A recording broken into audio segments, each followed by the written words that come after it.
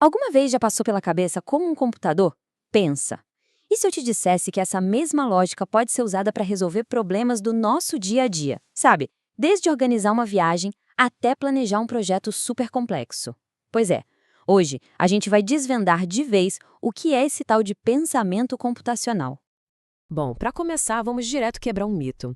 Como essa frase aí já diz, apesar do nome computacional, essa habilidade não é, de jeito nenhum, algo exclusivo para quem trabalha com computação.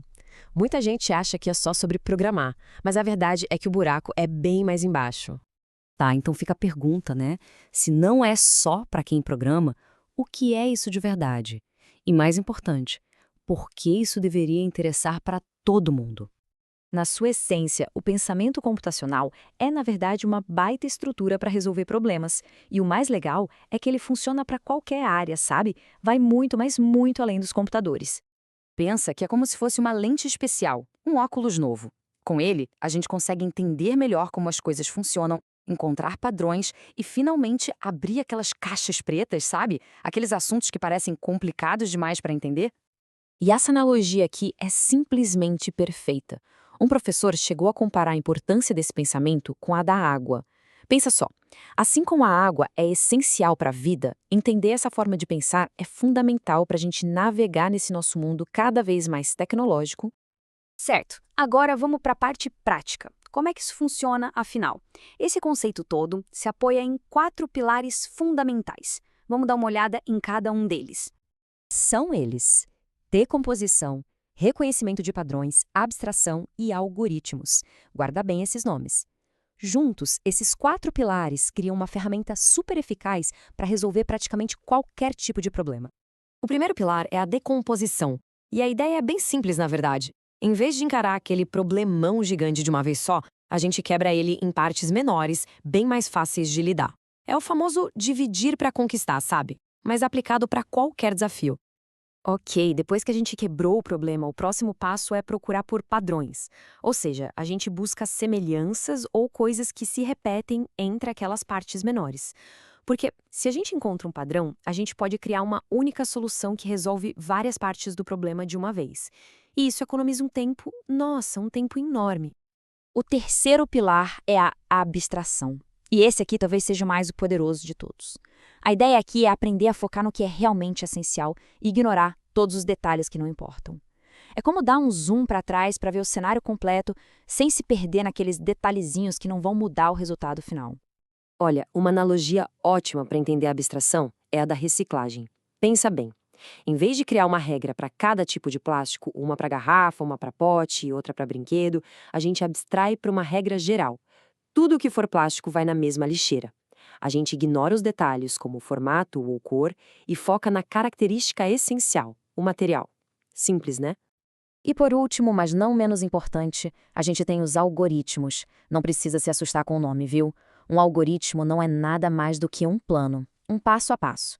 É tipo uma receita de bolo mesmo, para executar uma tarefa e resolver o problema de um jeito organizado e que funciona. A gente usa algoritmos o tempo todo, mesmo sem perceber. Trocar uma lâmpada, por exemplo, segue um algoritmo bem claro. Primeiro posicionar a escada, depois subir, aí desrosquear a lâmpada antiga, descer para pegar a nova e por aí vai. É uma sequência lógica de ações para chegar num objetivo. Ok, já vimos a teoria. Mas como é que esses 4 pilares ganham vida na prática? Vamos ver um exemplo do mundo real, direto de uma sala de aula. Projetos práticos, como construir um semáforo pequeno que funciona de verdade, mostram para os alunos como esses conceitos se aplicam. Eles precisam decompor o problema em partes, luzes, sensor, tempo.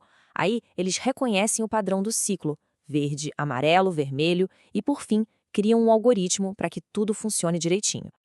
E o mais incrível é que hoje em dia existem ferramentas, como umas plaquinhas programáveis, que permitem que até crianças transformem ideias complexas em algo real e divertido. Dá para criar um emoticon que reaja ao movimento, ou até um joguinho. O foco aqui não é a ferramenta em si, mas sim a mentalidade de resolver problemas. Agora, vamos para um exemplo clássico que mostra perfeitamente o poder da abstração. Como é que um computador sabe se um número é par ou ímpar sem precisar decorar todos os números que existem? A solução é pura abstração. Em vez de verificar cada número um por um, a gente cria uma regra universal. Divida o número por 2. Se o resto da divisão for zero, ele é par. Se for um, é ímpar. Essa única regra funciona para qualquer número, seja 2 ou 2 trilhões. Isso é abstração na sua forma mais elegante. Então, fica bem claro que isso tudo vai muito além de um exercício da faculdade, né? A gente está falando de uma nova habilidade, uma que é essencial para a vida no século XXI. E os sistemas de ensino já perceberam essa importância. Agora, o pensamento computacional está sendo integrado no currículo principal das escolas, começando desde bem cedo. E muitas vezes com atividades desplugadas, sem usar computador nenhum, para focar só na lógica por trás de tudo. E a mensagem principal é exatamente esta. O objetivo não é transformar todo mundo em programador. A ideia é dar para cada pessoa um kit de ferramentas mental para conseguir encarar problemas de um jeito mais estruturado, mais criativo, em qualquer profissão ou situação da vida. E tudo isso nos leva a uma pergunta final, que é mais um desafio. Como dá para usar a decomposição, o reconhecimento de padrões, a abstração e os algoritmos para resolver um problema real na sua vida, quem sabe, hoje mesmo? Fica aí a reflexão.